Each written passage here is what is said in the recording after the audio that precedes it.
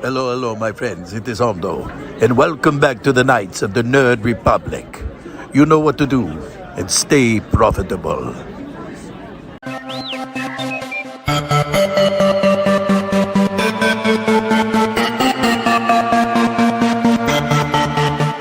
The Nerd Academy podcast is released weekly at 12 p.m. Eastern Standard Time, available on our website at www.thenerdacademypodcast.com and wherever you listen to podcasts. You can find the Nerd Academy podcast on Facebook, Twitter, Instagram, and YouTube.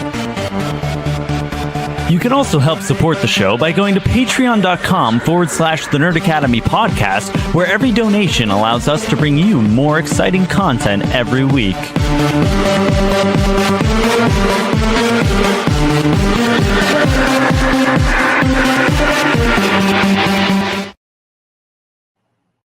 Hello there, and welcome back to Nerd Academy Live. I am your host, Jarod, the Dark Jedi Bachman Stubbs, and we are here for another after-show talk back for the Acolyte. This episode was incredible. It was heavy. I walked away having this moment where I realized my own desire to see the Jedi vindicated, to see the Jedi philosophically justified, kind of got in the way, where I, after thinking about it for a few minutes, just in between finishing the episode and starting up the stream, I had to take a step back and go, wait a minute, things aren't necessarily how they seem.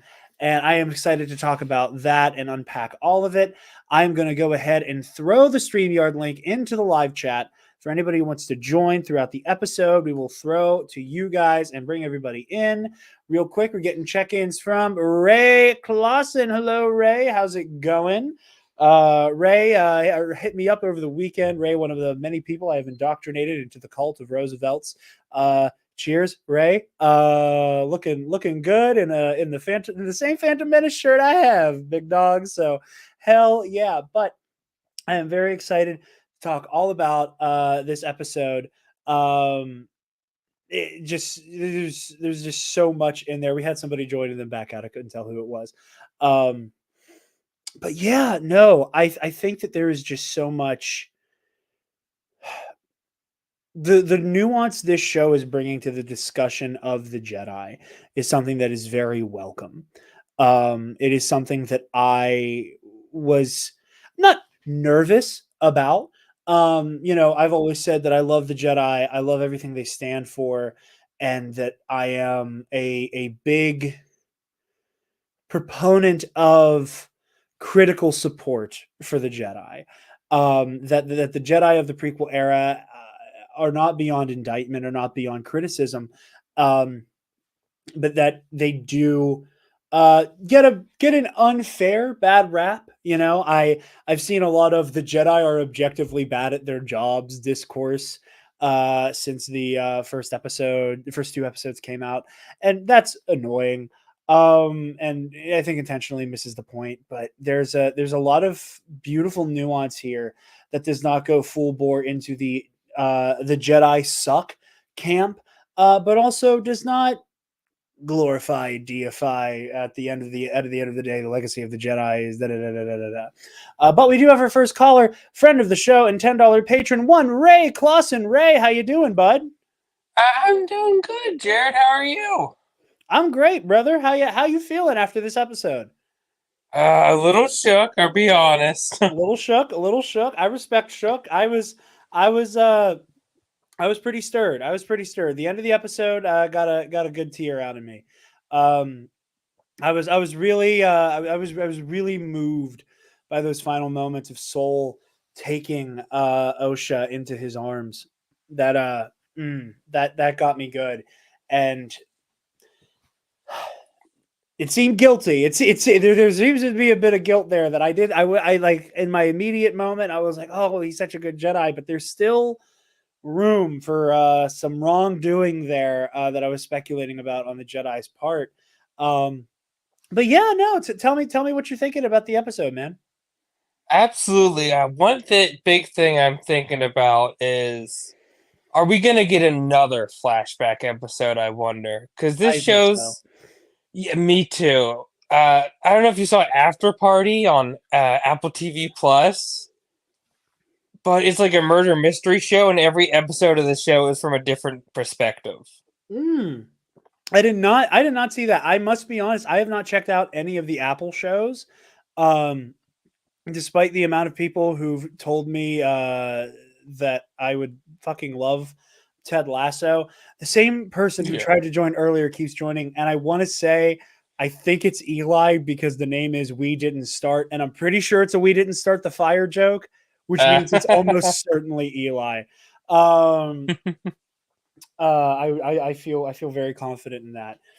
But yeah, no, I do think we're going to get another flashback episode. And also, number one Savaggio Press enjoyer, don't worry, I plan on diving into that here in a minute because I do find that element very fascinating, and I am intrigued by the potential angles there, especially as a Darth Plagueis novel truther myself.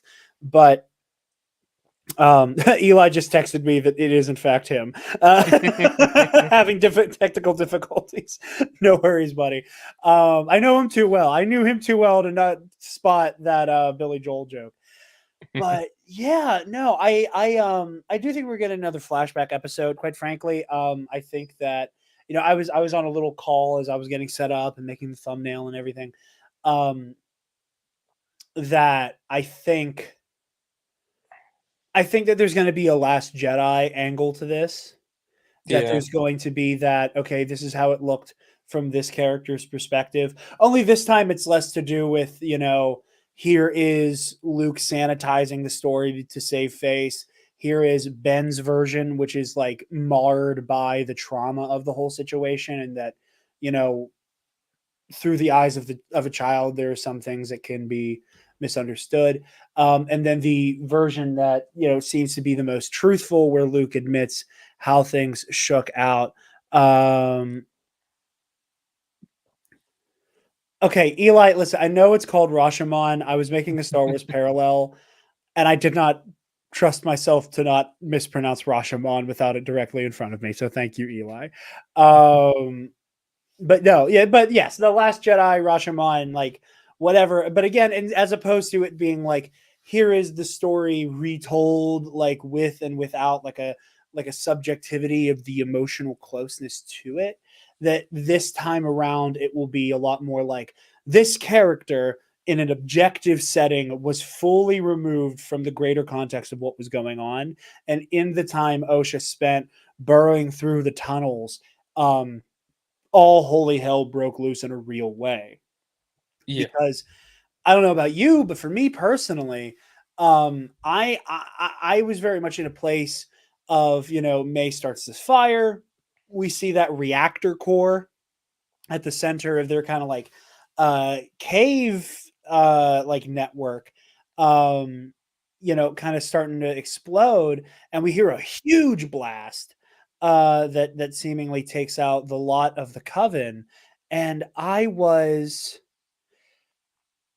like I said, and this is where I'll start to kind of elaborate on what I meant with like, oh, I just kind of like took it at face value and walked away. I was kind of like, oh, okay, it's weird the bodies are strewn about that way, and it doesn't look like there's any rubble, and it doesn't look like they died from an explosion, but okay, I guess they died from an explosion and they're trying not to get too gory. Moving on.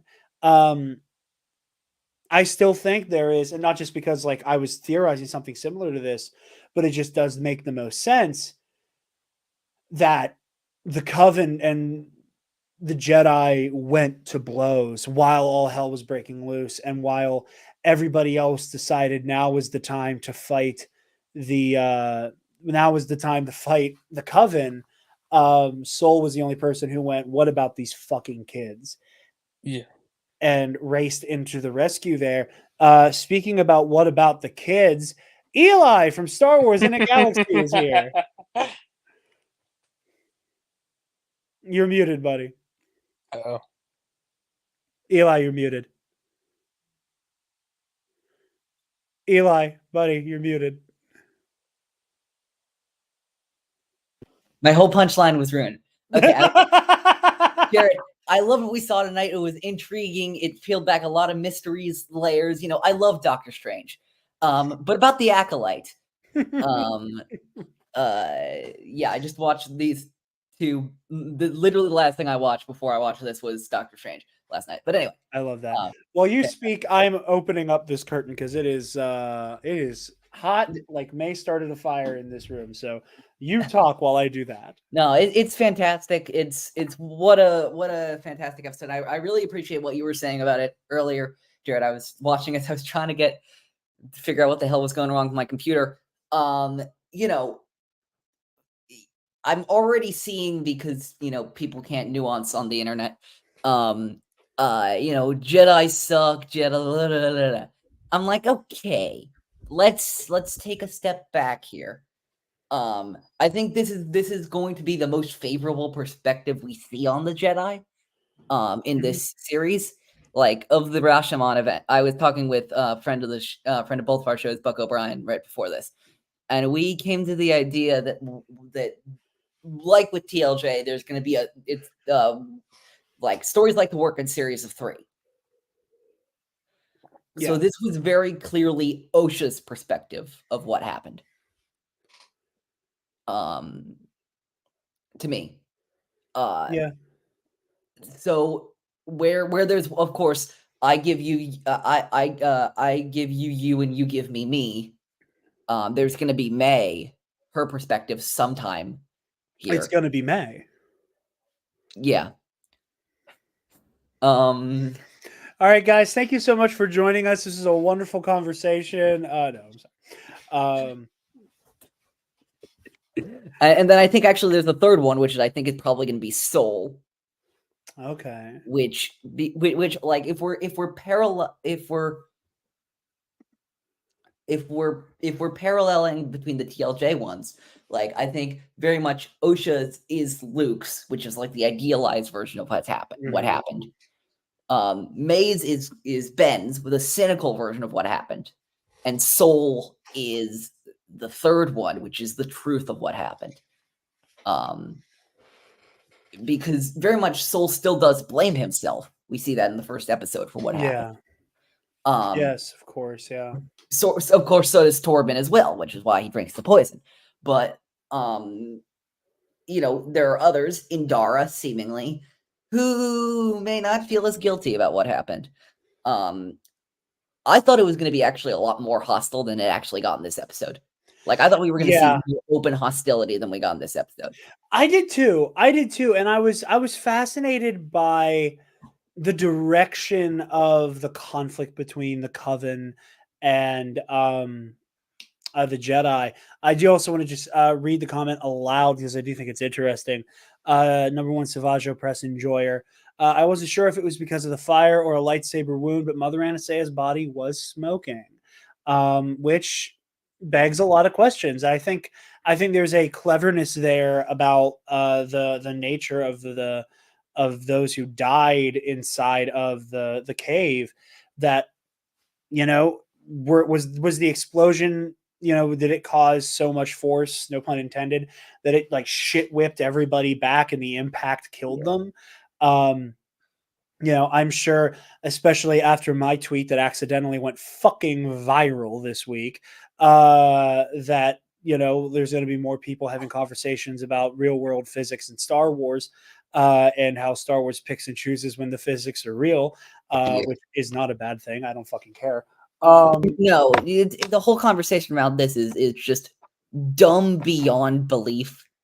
No, I agree, but because George said, of course, with the initial one, because of the fire and space thing, George said in the Star Wars archives, it's in my universe, in my galaxy, there is air and space when I want there to be. He openly did not give a fuck. And so that gives, to me, license to every future storyteller to also openly not give a fuck. Of course. And I just say all that to say that if they were like, oh yeah, like the shockwave killed them, sure. If it was by way of lightsaber, maybe. Who knows? But I was fascinated by the tenor of the conversation between the Coven and the Jedi, because on one hand, I do very much sympathize with the Coven. I do think that the Coven does maintain the right to decide how their own Force religion interacts with the Force. They don't call it the Force. That it is, the thread. That they have their own. They are allowed to decide how they interact with the thread. And I do think there's validity to that. I think there's also a very poignant statement made, and a very interesting one, where normally the discourse around the Jedi, or just the very conversation around the Jedi, not even necessarily discourses, that does kind of have a stink on it, that word at this point, that the Jedi and their intervention in how their new recruits are brought into the Order are oftentimes criticized because of the age, because of the fact that it's like, hey, we're going to take this baby from you and we're going to raise them in our religious order of space wizard, sometimes cops, if you want to be disingenuous with how we portray or not disingenuous, but uncharitable in how we discuss their role in the galaxy. And I thought it was very fascinating that the Jedi kind of swooped in to be like, hey, this kid obviously doesn't want this, And I think that there's also an interesting conversation again to be had about the sincerity of them going to bat for Osha and her desires. Did they see that Osha did not want to be a part of the Coven for the rest of her life? That she did not want to be a space witch? And the Jedi went, see, she doesn't want to do this, which means clearly our way of thinking isn't that wrong. And they're kind of taking advantage in that moment. And it's like, does Osha really want to be a Jedi? Or are the options presented to her witch or Jedi, and she knows she doesn't like witch? Yeah. I think there's a really interesting idea about autonomy and choice there that I think is really being teed up, and I'm very much looking forward to exploring. And I do hope the Jedi are indicted on that front. I want to see them plead their case that it was a matter of, do you want this or do you just not want this thing? Yeah. And your only other option is the Jedi. I think that's very fascinating. I also think we should be careful. Again, with this is the nuance of it all, which is that, of course, I am not like very much. I think Leslie Headland, before we started the show, basically like don't trust what you see, don't trust what you hear, trust nothing, basically. Yeah. And I agree with that. Not only for the Jedi, but also for the Coven. I guess for me, it's just I guess for me right now, I'm a bit more distrustful of the Coven, only because the Jedi messing up and being too dogmatic isn't really something new in Star Wars. It's in this era, it's kind of assumed. Mm-hmm. And we know more about the Jedi and their systematic workings, and so we can see how things can go wrong, even if people are well-intentioned. But what do we know? What did we know about this Coven before this episode? Nothing. Nothing. We knew nothing. I think what we knew about the Coven made this episode really interesting in many ways, because all we knew about the Coven was they were just kind of doing their own thing and on the backwaters of the galaxy, minding their own business. And then the Jedi came knocking. And I know, for example, the lovely folks over at Force Center, I know Jennifer Landa was very sympathetic to the Coven before we knew anything, of course. And that's not to say that her stance is invalid now, obviously. But so much of her angle was what are the Jedi kind of trying to force their view of the Force, of their thread, onto this smaller Coven? And that's still probably the case. With the institutional power that they carry, which I love that Indara she's cut off before she'd explain more of that this law that the Jedi get first pickings than any Force sensitive children. That's really loaded. That's really loaded and really And why they do that? Because the Senate gives them license to do that. Yeah. Because the government gives them license to do that. Now, just because I generally agree with them more than other Force-sensitive sects doesn't mean that they should be given that right. Absolutely. Absolutely. Yeah. Like it is a matter of exactly what you said. I tend to agree with the philosophy of the Jedi, maybe even at its more ideals and less of its in practice moments, because obviously that's beyond not infallible. But also, do you deserve first pickings just because you have this institutional power? And I think there's a very interesting, I don't want to say contradiction, but like nuanced wrinkle in Mother Anastaea's perspective that she's that she very rightly is talking about. It's not about good or bad. It's about power and who's allowed to use it. Use it. And that whole idea of, yeah, that is a very important thing to bring up. You're also, or at least your lieutenant, at least your second in command, very clearly thinks that the Jedi are not valid in their views. There's Yeah. clearly a venom there, and I do kind of hope we get more of a look into where they were exiled from and why. Yeah. Like I'm like, that's another thing that has me very curious, because again, you get into this and it's prescient, to say the least, where you get into this never-ending cycle of systemic power overexerts that institutional power. Those who are pressed upon by it become angry and start to rebel a little bit.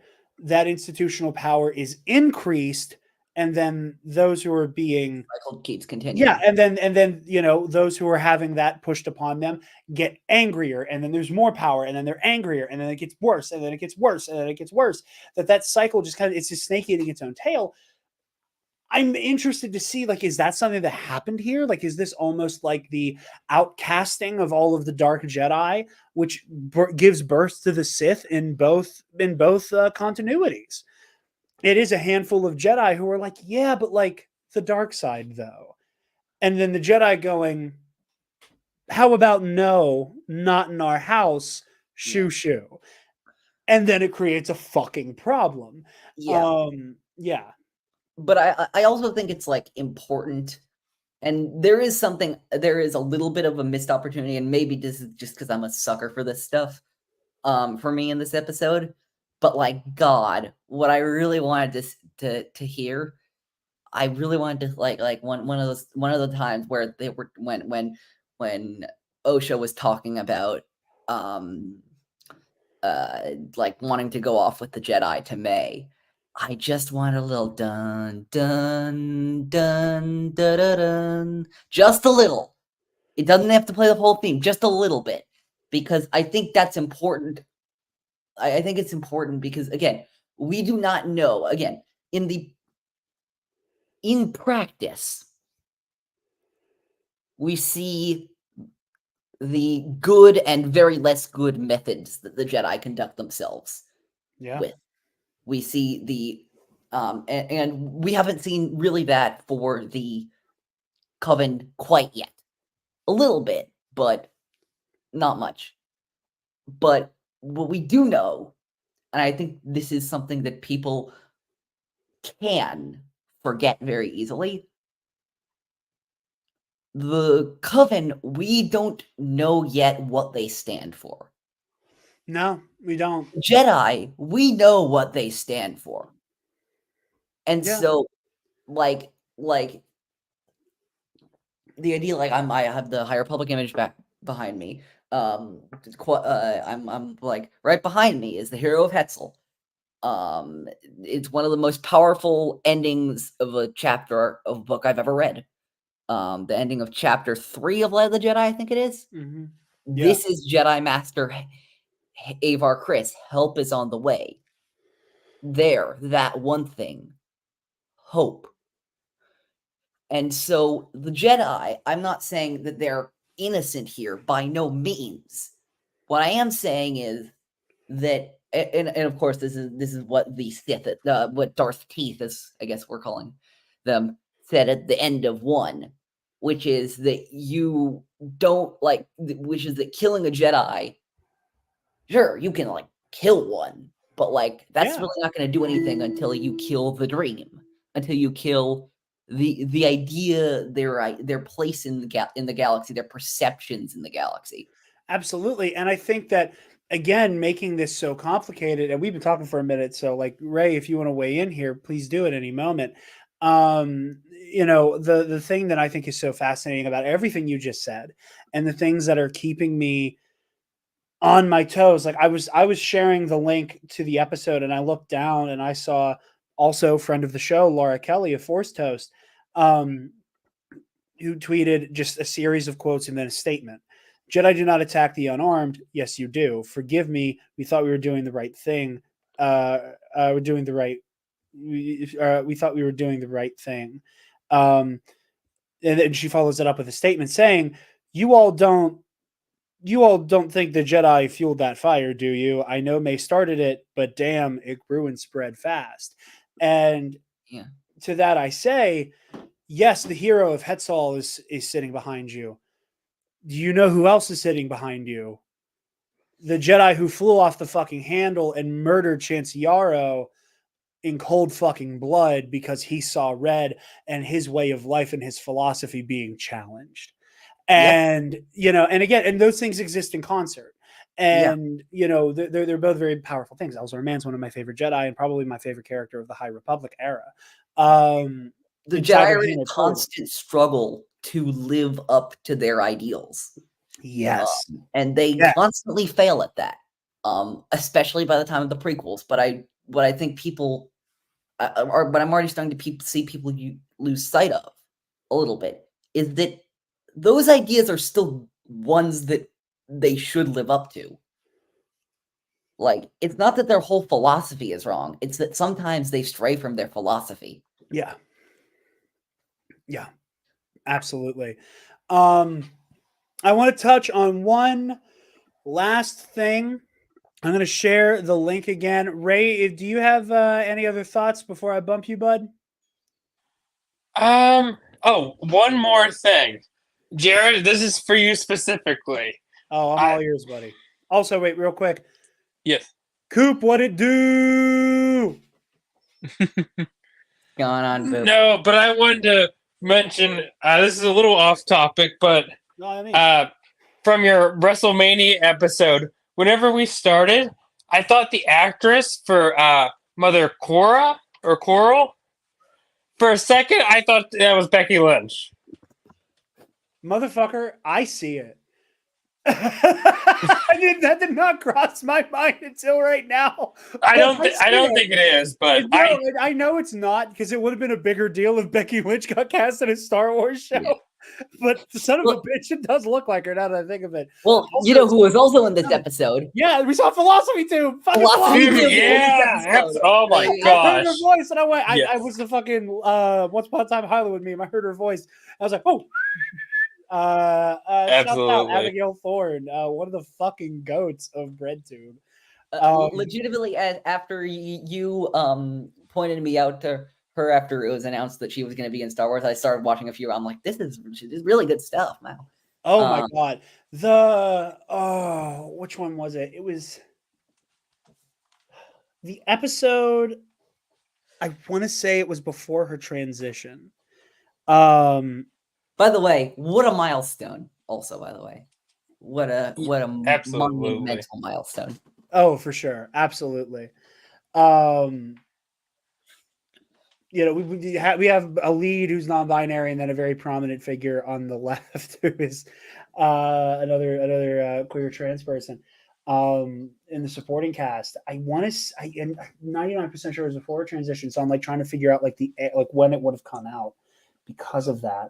It was her episode about Steve Bannon that follows this really fascinating narrative device about like, oh, there's an arson loose in London, and this aristocrat talking about how bad these fires are, and then like waxing poetic about how beautiful fire is at the end of every single one of those moments. And it was just a beautiful narrative device showing that like provocateurs like Steve Bannon complain about a specific issue, but are the ones who are creating the issue by virtue of talking about it and like fueling this kind of like self-produced fire, which is hilariously poignant for this episode. I'm saying it out Very loud. much so. It's like, hold the fuck on. Wait, Abigail, did you call the show you're in? But anyway, Ray, any final thoughts before I bump you out, or do you want to stick around for the OSHA metachlorian baby of it all? Just last thing is that was a theory that I had, and I wish I would have been able to make it last week because I was thinking the exact moment you were talking about before with Darth Plagueis. I'm like, ooh, like. Yeah, but so I just want to say very quickly, Leslie Headland and the writing staff, if you do this in a certain way, if you mention the M word, you are going to make Scotty J-Ro more powerful than you can possibly imagine. And I'd like for you to not do that before I go to Tokyo. If I can make a personal request, you know what? No, I take it back. I want to fight Super Saiyan 4 Scotty J-Ro.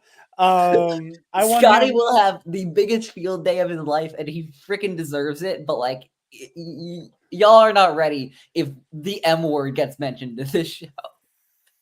I am honestly surprised it hadn't, because I thought that's what Torben was going to say after he took the blood. Because we were getting so many Phantom Menace references, like with the little tests and stuff. Because I don't have any recollection. Were they doing that in THR? I don't know. I don't think so. I mean, but we also don't see anybody join the Order in the High Republic either. But I was going to say, like, so what we know at least 100 years back is how long they're doing that. Yeah. So this is a like long tradition by the time that Qui-Gon pokes in Nanny. Absolutely. Well, Ray, thank you for stopping by, buddy. Absolutely. Be sure to come through. Do you have any socials you want to plug or anything before we bump you? Nope, not at the moment. Just thanks so much for having me. Hell yeah, brother. Take it easy. Have a good night. You too. Later. All righty. So before we bring it on home, I do want to talk about this. I also think it's hilarious the amount of people who are clearly typing from their phone to say OSHA's name and it being auto all caps because they think you're talking about the labor board and not a character from a Star Wars. Nothing is funnier to me. Like, look, we've all formed our cliques in the Star Wars fandom now. The Yord Horde, the Jackie Jam, the Soul Patrol. Nothing is funnier to me than them being called the OSHA violations. Beautiful. Beautiful. You know what I think that deserves? Sensational. That's his word. Also, go Jackie Jam. Soul Patrol all day, baby. But the Jackie Jams and the Soul Patrol kind of are like basically have an alliance. Like we're all on the side. Yeah. And we all agree that we point and laugh at Yord. Yes, that's true. Here's real quick. I just gotta say. I said this on last week's episode, like our full episode with Kelly Knox, talking about the first two episodes. I love Yord. I love to say that my favorite Star Wars character is Kylo Ren because my favorite Star Wars character is Darth Vader. I love Yord because I love Coyote-Mundi. Because you kind of hate both of them. It's not because I hate both of them. It's because I love how much they care. I truly love how much they care. And it is how it manifests that frustrates me with them on a certain level. That makes them deeply compelling. That it is that self-assuredness. And I love seeing it in a younger man. that it manifests as that inherent insecurity that I just find is very fascinating. And Ray chiming in, Soul Patrol, baby. Anyway, midi-chlorian babies. So this is the episode that everybody was talking about would fundamentally change the lore. I was gonna say, I watched it to the end. I'm like, what? Here's my thing. And this is where I find myself at a crossroads. On one hand, I want to be unabashedly in love with the idea. And it's not that I'm not. It is that, and this is a me problem, I'm getting preemptively anxious about discourse. Because there's going to be people who are online like we are doing. I do it. Absolutely. There's going to be a lot of people who take a really bad faith, hypocritical angle on this. And, again, in my little mini thread about the logistics of Indara's death versus Sabine getting run through by Shin Hati, I saw this argument popping up in the replies to that a lot. And I will say, I think there were a lot of people acting in good faith. And again, if there are decisions you don't like and you don't like them, that's fine. It's a matter of how and why you're making that argument. Yeah. I saw this idea keep popping up with regards to it's okay when Sabine survives a stab wound, but we're all cool with Darth Maul and Starkiller and whoever else suffered a similar, if not identical, if not objectively more grievous wound and survived. And that there were a lot of people who kind of took the stance of, no, it was dumb then and it's dumb now.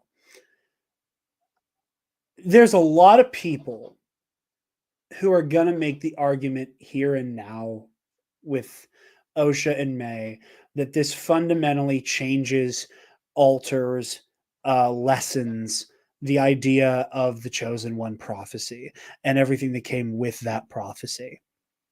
And there's going to be people who, whether or not they read the fucking book, are going to hold up, who are going to say that the alterations the Darth Plagueis novel made are better than this because ... I, as it stands now, do not think this alters anything about the Chosen One prophecy. Because unlike in Legends, we do know what the Chosen One prophecy is to the letter. That's not to say it can't change. That's not to say it can't be retconned. That's not to say that that's not a version of the Chosen One prophecy. Yeah. That there is room for all of those things to happen in the show. Also, I cannot believe I am the one who's saying this. The Jedi and Sith, this whole sort of thing also it has the Sith being doing this, which is not the first time they've been this either. The Jedi and the Sith could crucially be, wait for it, wrong. There are things that they could that they just could not was not on their radar. Just because Sidious thinks it's this grand idea, to do this and Plagueis thought he was a genius for doing this, doesn't mean that others couldn't have. Yeah. Yeah. And again, the Chosen One prophecy, they want to act like they're omnipotent and omniscient, but remember, they actually aren't. Yeah. Absolutely. Paco, filler episode SMH. See, Paco, here's the thing. It's because I know you that I know you're trolling. Well, it's /s, which is sarcastic. I want everybody to know that somebody, for the first time, I think said something more online than I know, than I would, because I didn't know that. I just thought that was a typo. No. So shame on me. No, you're absolutely right. They want to act like they know everything and they don't, and it's part of the problem. And yeah, to answer the question, yes, I do. Like, I think that's the only thing we can conclude here is that Mother Anastasia figured out the secret sauce of manipulating the midichlorians to create life. And I think that poses a lot of fascinating questions about what that can mean. Like, does this continue the idea that those born of the Force in a very direct way are inherently kind of born with a deeper connection to it? That would make sense. I can understand the A to B there. So yeah, I do think it happened, and I don't think it fundamentally changes the lore that much. Just that it's a thing that can happen. And it seems as though they are living in some type of nexus in the Force. It seems like Brandok has a particularly strong connection to the Force as a planet. It's teeming with life. It looks like there's a celestial body that helps amplify their powers in the Force and their connection to it, or the thread. That I see no reason why this wouldn't be the obvious outcome here. Like I said, like, the thing that I take the most issue with is just that I am going to bash my head against the motherfucking wall with the amount of Kathleen Kennedy made the chosen one a black non-binary person. Yeah. Discourse. Like, I'm just so fucking annoyed with that. What I know is about to happen. Preemptively, like that, this discourse a little bit. Again, this is where it's a Pandora's box, and once it starts, it's never going to stop. But I think the idea of Palpatine, like, because the whole point of the tragedy of Darth Plagueis the Wise is the Jedi think they're so good.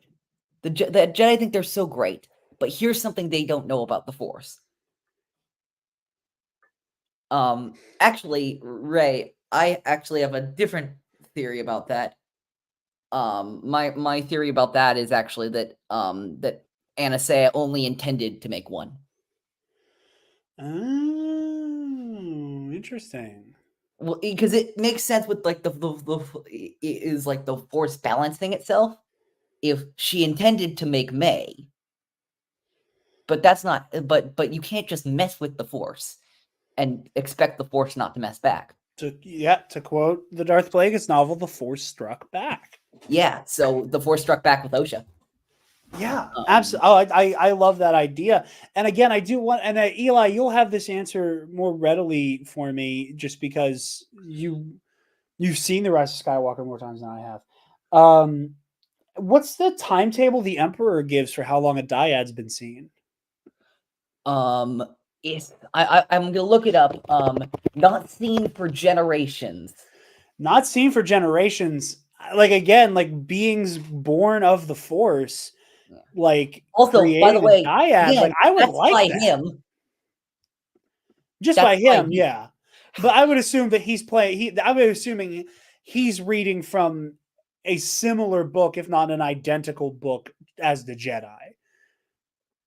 At that point, that, like, if there was not a like known case since Osha and May Anastasia, that maybe that's what's happening there. I think that would be deeply fascinating. I think it would be. I think it's also deeply fascinating. I think, and this idea that, like, the dyads are those who are, like, kind of, who are in some way born unseen of for the generations. Force. Yes, unseen for generations. And this is a few generations back, so yeah, we could. Yeah, I mean, it's make that argument. Yeah, it's over 100 years at this point. So for sure, oh man, I would love that, because then you could continue to make the argument and kind of like retroactively make it that, like, okay, it's beings indirectly or directly born of the Force. So Ben Solo is a direct descendant of somebody who was created by the Force, so he has, like, dyad potential. And Rey is also, like, born of an unnatural occurrence within the Force. And if the dyad is something that is, like, kind of specifically linked to Sith ideology, because, like, it's talked about in the book of, or in the Secrets of the Sith or whatever fucking book, a little bit, and that it's, like, something that is kind of a mirror image of the Rule of Two, it would make sense that it's born in some way of an unnatural tampering with the Force between. And I just want to look back to what I was saying. Sorry, quickly. Sorry. Yeah, I didn't mean to cut. About the Palpatine thing, where the whole point of the tragedy of Darth Plagueis the Wise. I just remembered this. The whole point of the tragedy of Darth Plagueis the Wise is Palpatine saying to Anakin, "The Jedi think they're so smart. They think they understand the Force. They don't know shit. This is the true nature of the Force." But having another layer of that be Palpatine thinks he knows what he's talking about, but even he is also full of shit. There's an even truer nature of the Force. He thinks he's the first one to come up with this. He's not. I think that's makes that scene so much better. And somebody who potentially has lesser means of research even may have done this. You know, like now that we're talking about it out loud, I think the creation of Osha and May, or even maybe the pursuit of that knowledge, may be what got them excommunicated from whatever other institution they were a part of. Quite possibly. That they were like, hey, what if we just used the thread to miraculously create life?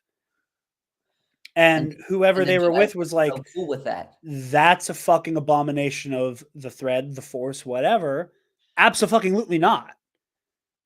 And then they were like, y'all, anybody who likes this idea, guys, got to go.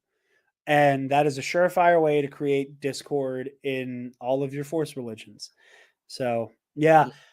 It's also fascinating. And Leslie Headland, like, it is a...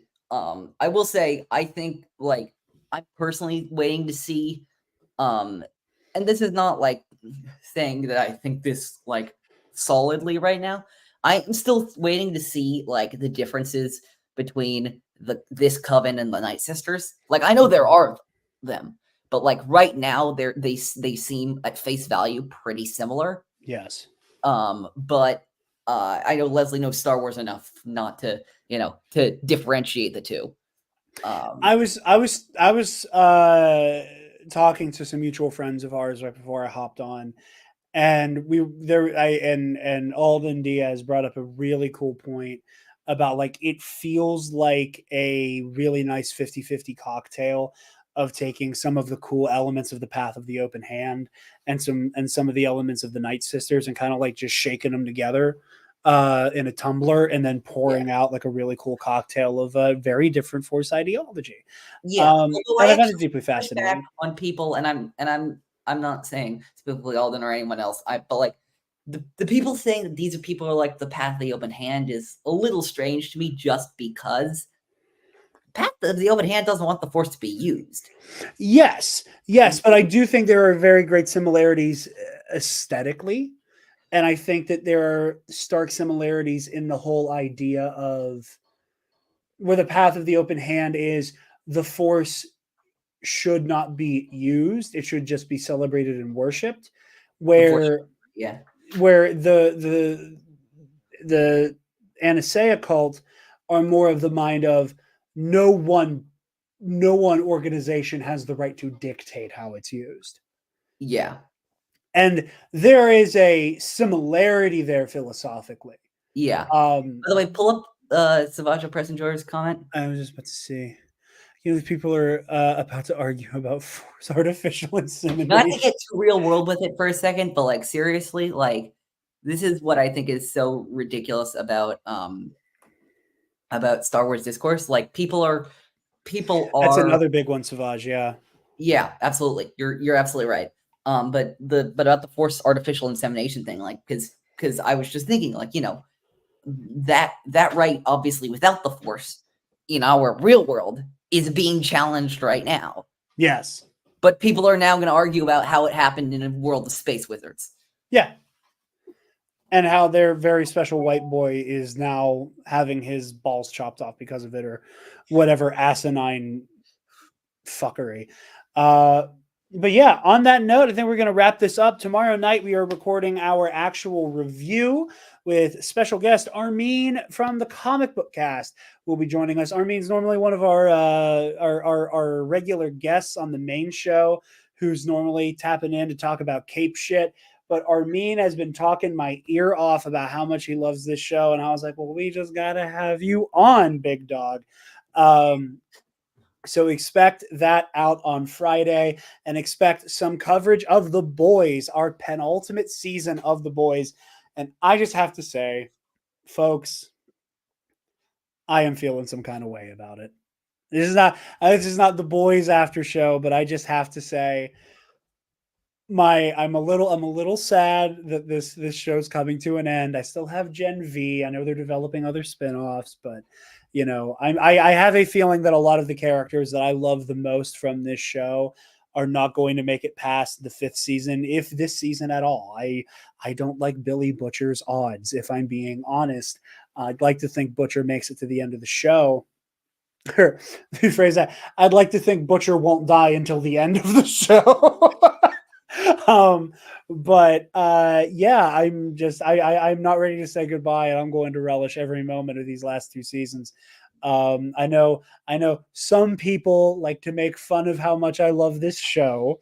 I may or may not have been the victim of a coordinated bullying campaign because of it one night. I have no idea what you're talking about. Yeah, you should go fuck yourself. No, I'll tell that story before we leave. Because I'm pretty sure I've told it on there before, but I feel the need to reiterate it.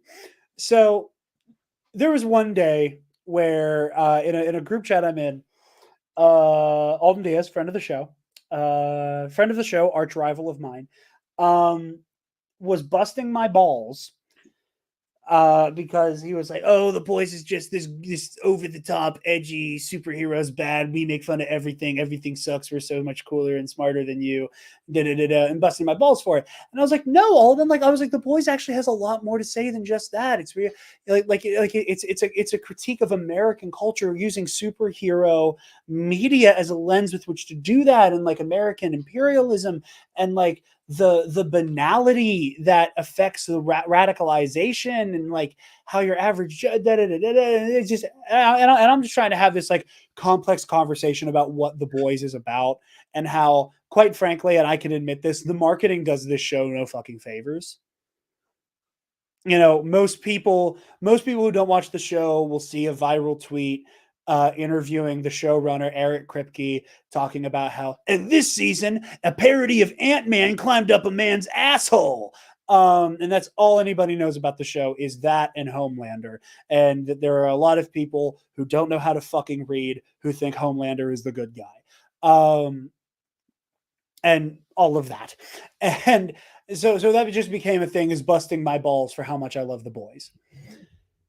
And the running joke born of that was, I have a crazy idea. What if we took superheroes and we put made them edgy, and we made them edgy, and they sucked, and they were assholes, and they were actually bad people, and like, what if Superman sucks?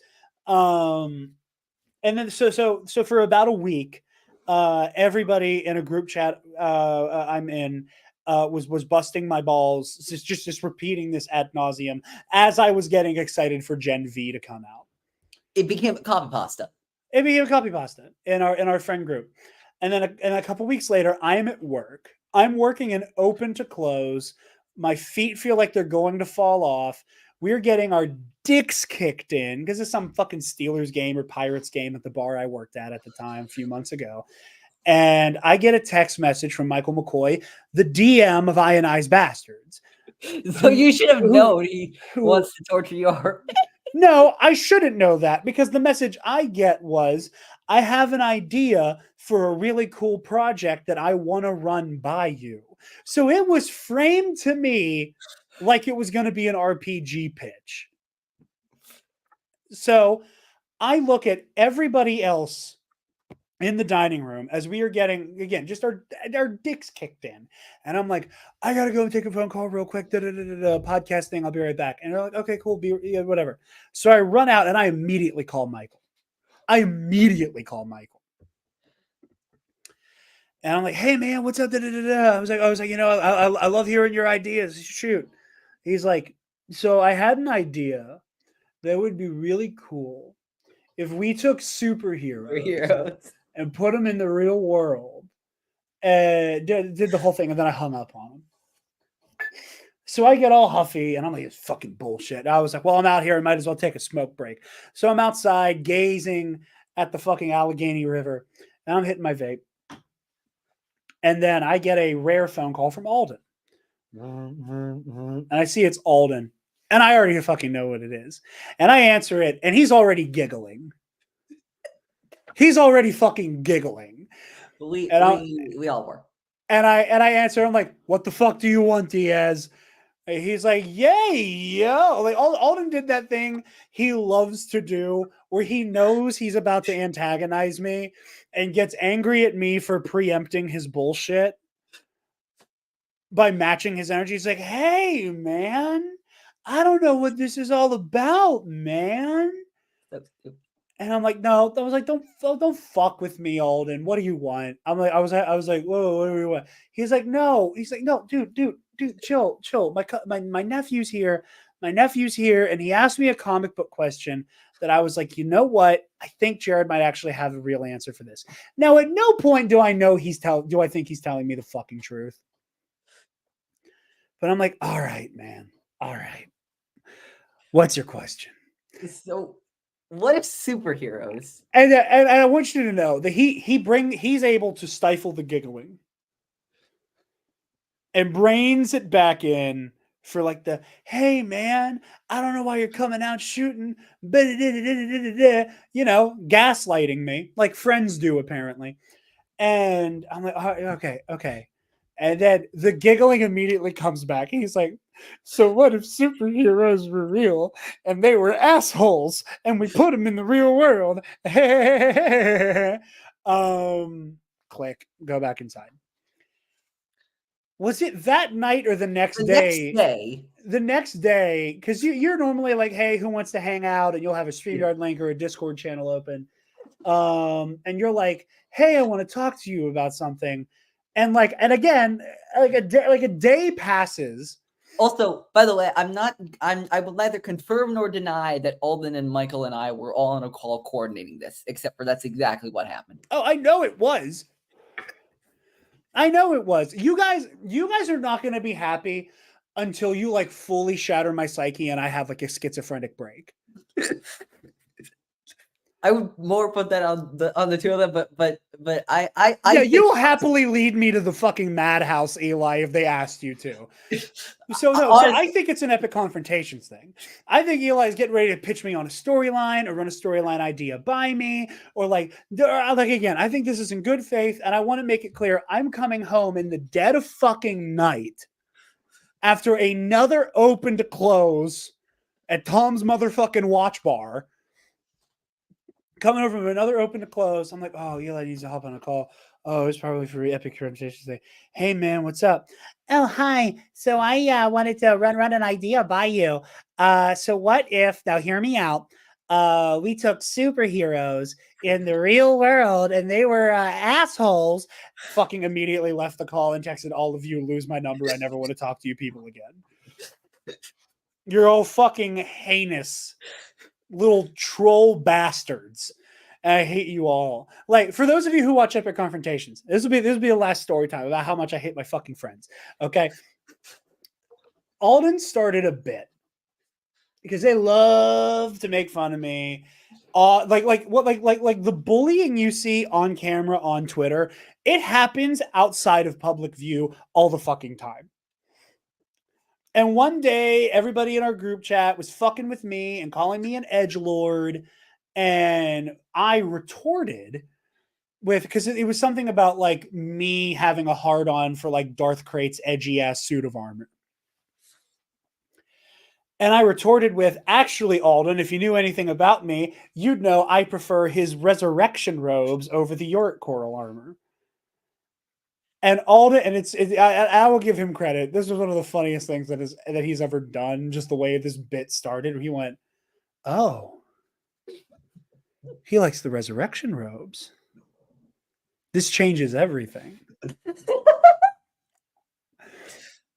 Which is a phenomenal sentence. Oh, he likes the resurrection robes. This changes everything. So he begins this like like 2.5 week long campaign of It's- him and I don't think it everybody. was that long. I think it was like a week. I think it was like a week.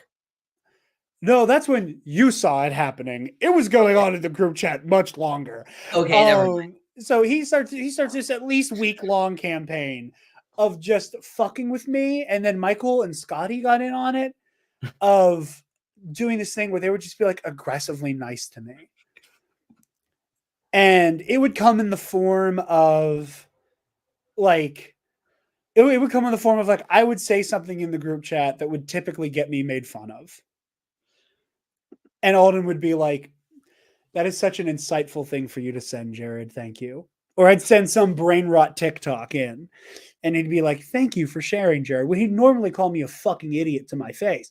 Now, for those of you who watch Epic Confrontations, you witnessed the culmination of this bit where in our team's matches, me and Kaysen versus Alden and Michael, we lose. And they're doing the whole match. Jarod, you're a real MVP. Jarod, you do it for the love of the game. Saying things that to this day, I don't know if they actually meant.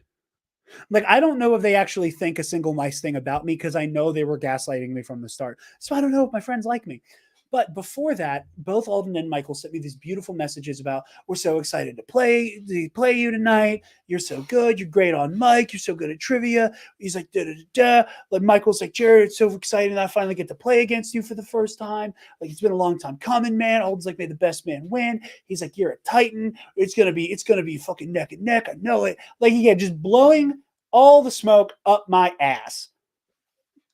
And I'm telling my beloved girlfriend about all of this in the lead up.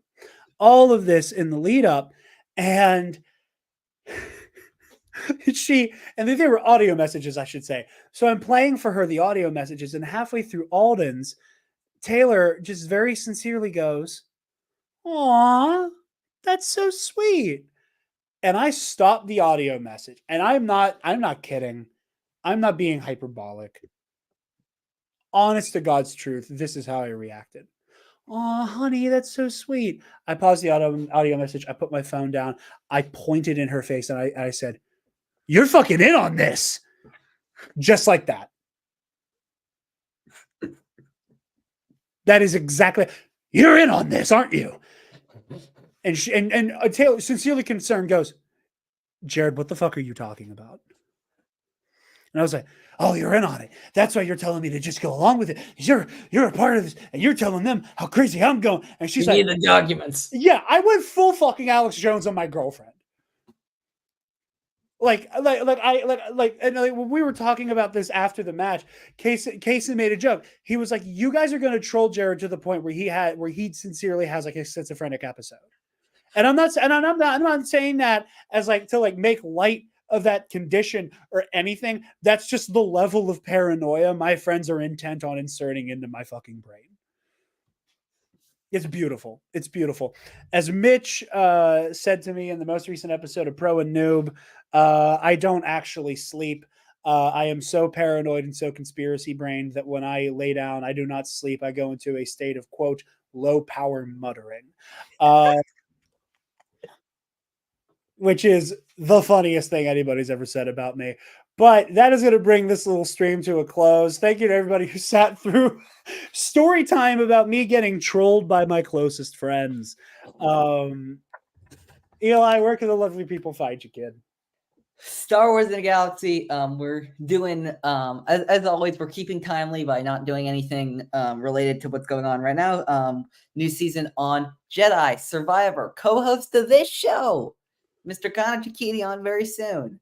I recorded an episode with him, also with Savi and Linz from Stardust Records. That episode actually should be coming up this week. And EC, we're always working on stuff. We should, of course, have a match this month. That being Tommy Two Horns versus Delusions of Grandeur. I'm not exactly sure when that's going to happen, but we're very close to finishing it. So, hell yeah! Real quick before I do my plugs, Josh, what's going on, big homie? Hey, I'm so sorry I hope you've seen some of the stream and didn't miss all of it as we're wrapping up, buddy. So if you missed it, go back and rewatch some of it. We gotta link up soon, man. I just went golfing with Spencer and Joel. We gotta chop it up, big dog. But yeah, no, go check that. That's gonna be a hell of a match. I'm super excited to see it.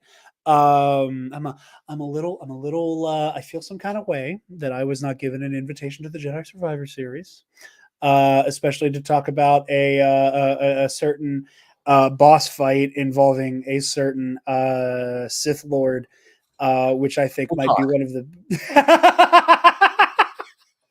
I haven't recorded that episode yet.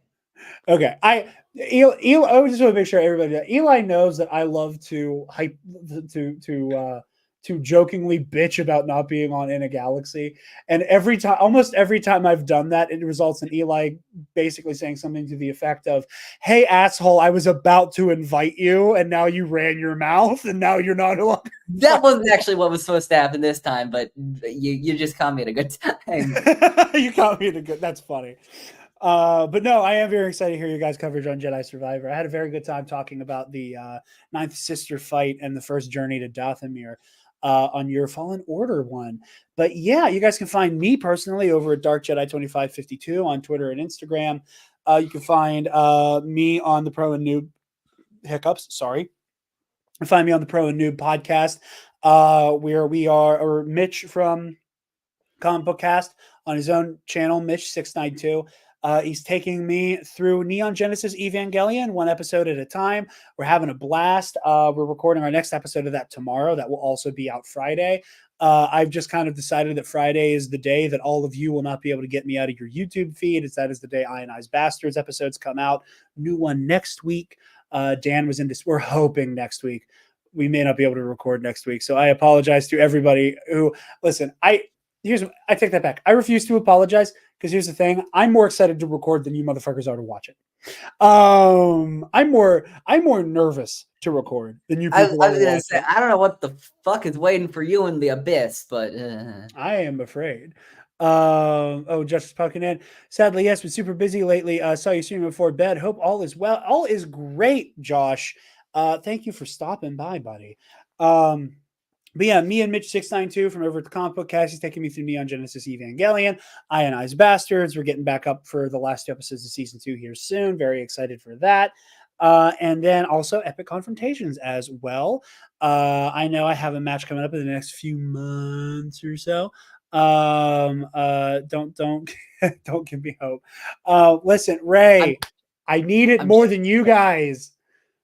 I need it more. I need to know.